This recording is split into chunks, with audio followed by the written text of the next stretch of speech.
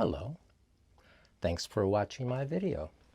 Today's book is a brand new biography of Ira Hayes, the Ekimel Odaham warrior, World War II, and The Price of Heroism by Tom Holm. This is a really good biography. Brief, it's like 240 pages. It has some photos. I really love this book. That's why I'm making a video about it. So, what goes on? Okay, Ira Hayes. Who is Ira Hayes? Well, the first time I ever heard of Ira Hayes was probably when I was a kid watching the 1961, it was on TV, so it was a few years later whenever they played it on TV. But there was this movie called The Outsider with Tony Curtis. Tony Curtis, oddly enough, playing Ira Hayes, an Indian.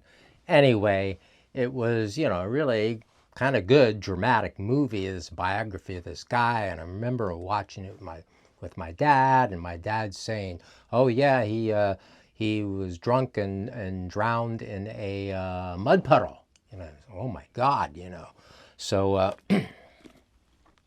and then I was in 1961, I guess. That when the movie came out, but I didn't see it yet. I probably hadn't heard of Ira Hayes, but I went to Washington, D.C. with my grandparents on this tour. It was kind of really a cool trip. We also went to Gettysburg, and this is my mother's parents. And that's when I saw the monument to the raising of the flag at Iwo Jima, which was only about 6 years old at that point because it was erected in like 1955. So the good thing about this book is that it debunks the drunk Indian story of Ira Hayes. Now, there's a really racist notion that Indians are more susceptible to alcohol than white people, and it's just not so. They were exploited. They were sold horrible liquor by, as he says in here, the most vile of white men that swept through Arizona. He was in Arizona. And he goes into great detail about the tribe that Ira is from and what went on with them over the years. And it's really a fascinating story about the loss, continued loss of Indians. Now, these people, Okimel Odaham, had a really kind of a good thing going. They were friendly with the white people that were, the colonials that were showing up initially, and they were, they had a river there that they got water and did some farming, and they were really kind of doing prosperously and really well, like in in the last part of the 1800s until the whites just kept coming, and eventually they sapped their water, so they didn't have any water, and then everything went to hell, and they went into poverty, and they had famines. Generation before Ira was born, I don't know, early 1900s. And he was like a generation away from this horrible famine that was brought about by these people because of the white people and what they did to them. So that's trauma number one. This lived trauma of poverty, of living in the with the hopelessness that was visited upon the people who were here before the colonialists, okay? So Ira ends up joining the service in World War II. Even though after lots of Indians served in World War II and even World War I, and they weren't even citizens yet. They couldn't vote. They didn't have citizenship. It was, but they'll use anybody in their damn armies. So he ended up being a very good soldier, and kind of adapted quite easily to the whole thing. He became a parachutist, which is a kind of precarious thing to do, which bumped you up like $50 a week if you became a parachutist. So eventually he served in the Pacific. Now, the Pacific War in World War II seems a little bit like worse than even what went on with Europe, because of all the jungle stuff and the jungle diseases and just really a horrible environment of jungle living and jungle warfare. How everyone is just hidden, and you can't see anything. The snipers all over the place, and he was part of a 250-man siege of this island of Iwo Jima that was critical to the war effort, as the United States tries to penetrate into and around and the Soviet Union into and around and the British into and around the Japanese. Like they needed airstrips on islands like this, and so the soldiers would come through and try to get rid of the Japanese who were there, and then the construction crews would come through, and so there's a good deal of detail about what went on in this war. Of the 250 people of his company or something, like 27 survived. It was that bad, and that high a casualty rate. So it happens that there was this iconic moment of this flag raising on Iwo Jima that was caught on a movie camera, and also by this photographer named Rosenthal. And the Rosenthal photograph became this iconic image of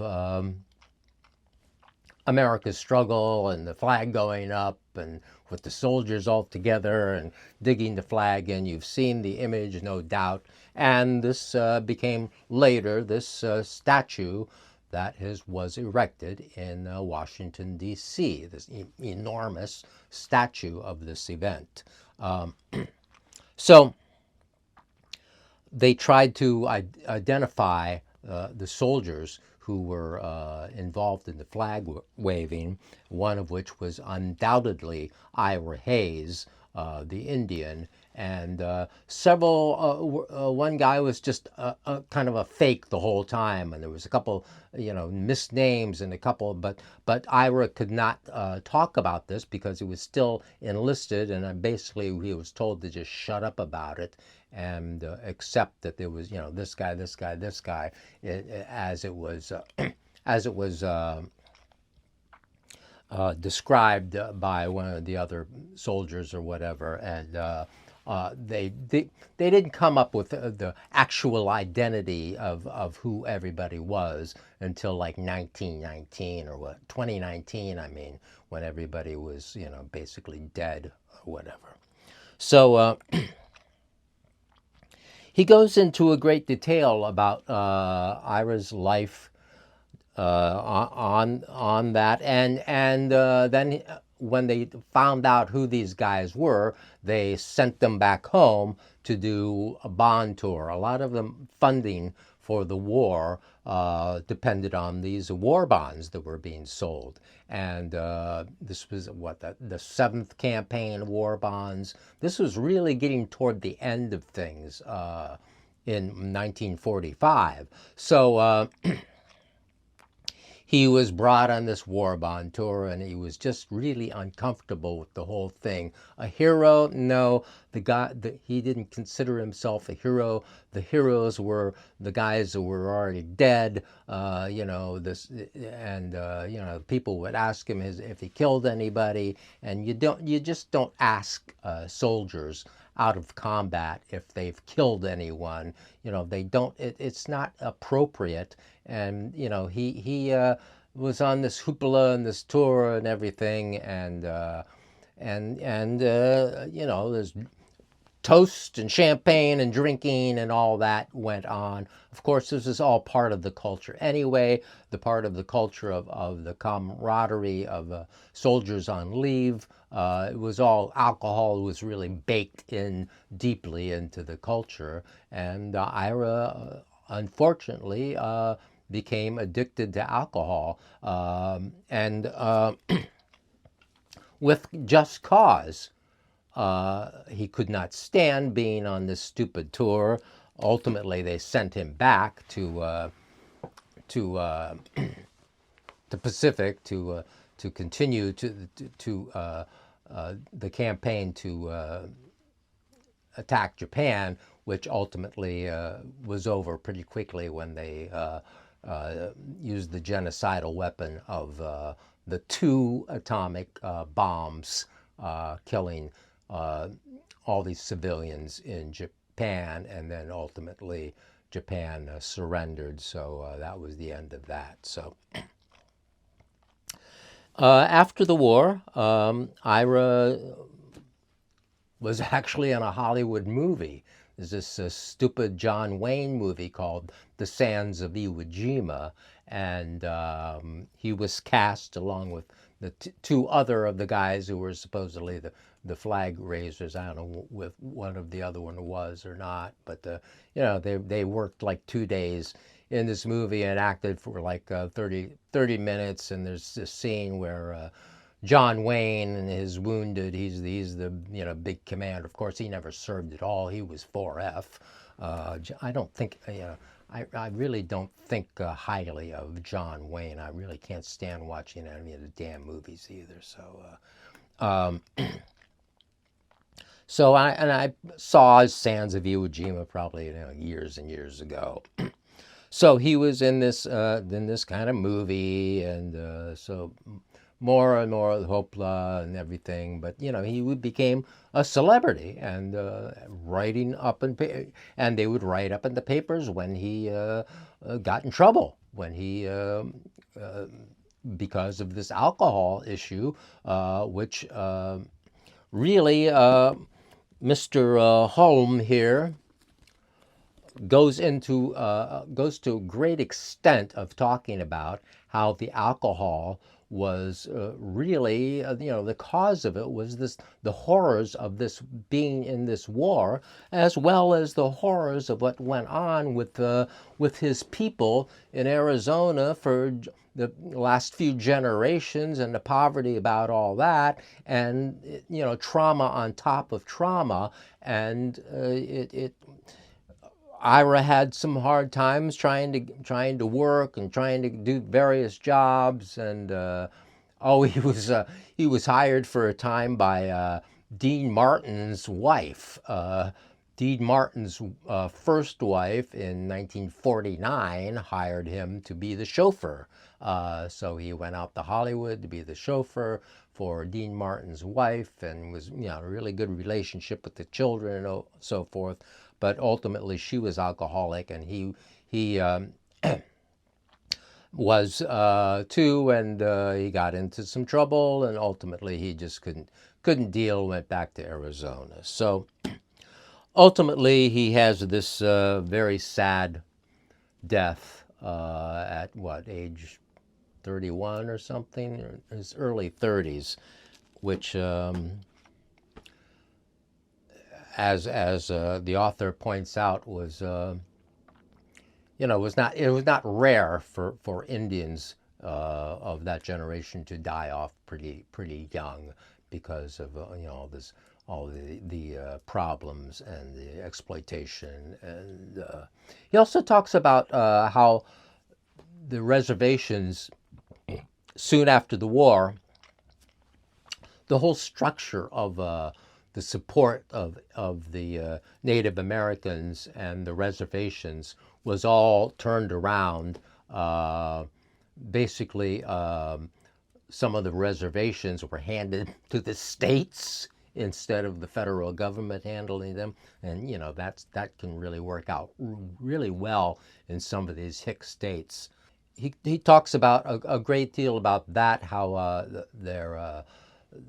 the Indians were basically, they tried to integrate them in a certain way into capitalist white society, and it's kind of like individual landowners and so forth like that. So after they really had a sort of collective society for forever before the white people showed up. Of course, there was all kinds of fighting that went on between the tribes, and he talks about that too. How Ira's tribe was fighting with the Apaches and so forth, and actually with in league with some of the colonialists.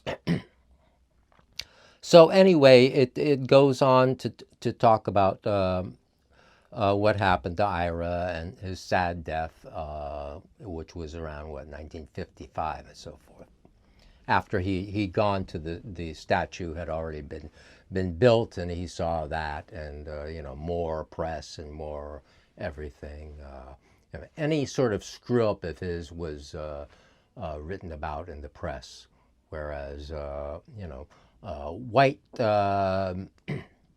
veterans, Lee Marvin is mentioned a bit, because Lee Marvin saw some serious action too, and also had PTSD, and was alcoholic. And oddly enough, right around the time, like 1961, 60, there was a TV drama made about Ira Hayes, in which Lee Marvin plays Ira Hayes, casting these like blue-eyed guys as Indians. I haven't seen that. I tried to look for it on YouTube. I didn't see it. It's called The American, with Lee Marvin. It was one of these, Alcoa theaters, or these anthology series that were playing around that time. So he talks about, the post-Ira death and what went on with the image of him, and talks about the outsider, which doesn't really talk about the issues of the post-traumatic stress disorder, and what went on with the tribe that helped to foment this horrible alcohol habit within Ira Hayes and others, no doubt. But so he talks about the outsider. I don't remember very much about the movie. I tried to find it. I couldn't find it, on Amazon or whatever. So, and then he talks about the song. You might have heard the song, call him drunken Ira Hayes, he won't hear you anymore, not the whiskey drinking Indian, or the Marine who went to war, or whatever it is. Johnny Cash recorded it, and other people, Dylan, whatever. This song, a little interesting story about the song on the side. The song, this guy didn't really approve of the song either, because it's just more of the drunken soldier thing, the drunken Indian stuff. But it was written by Peter Lafargue. Anyway, he was a folk singer in the early 60s, and he wrote the song, and it was recorded by Johnny Cash, as well as other of his songs about Indians. Now, his background is that his father was an anthropologist, And so I guess he had some familiarity with all the some of these issues around the Indians. So he wrote this song. Looking him up on Wikipedia, I found it very interesting how he died, Peter Lafargue, in that you know, Johnny Cash recorded these songs, and the songwriter probably made a good deal of cash, because that was kind of a song that people heard way back then. I don't even know if people hear it now, but whatever. I don't really listen to that kind of music. But anyway, how Peter Lafargue died is that he died of like at 35 years old in like 1965 with an overdose of Thorazine. And according to Wikipedia, Johnny Cash recommended Peter to take Thorazine as a sleeping aid. Don't take your any advice from a drug-addled country music star. It's really not a good plan. So there are other movies. There's a movie called Flags of Our Fathers, which I don't believe I saw, which also has Ira Hayes' character, is made by Clint Eastwood rather recently. So maybe you've seen that, and you know, that's discussed as well in the book. So I would really recommend reading this book if you're interested in Indians, if you're interested in World War II, if you're interested in Indian history, if you're interested in, you know, it's really a good read. And as I said, it's only 240 pages. There's a bunch of photographs in here. Let's see, where are the photographs? Well, trust me, there are a bunch of photographs in here. Here we go. Yeah, here we are. There's a picture of Tony Curtis in The Outsider. Ira Hayes, portrayed by Tony Curtis. There's Tony Curtis with Ira Hayes' family. Of course, Ira's already dead by then. You know, a lot of pictures. Oh, the Sands of Iwo Jima. There's Ira Hayes with Dean Martin's children. Anyway, really a very good book, and I just happened to, it's brand new.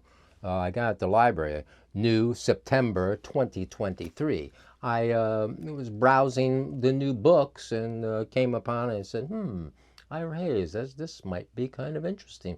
Turned out it was very interesting. So I recommend it. Ira Hayes by Tom Holm. Take it out and read it.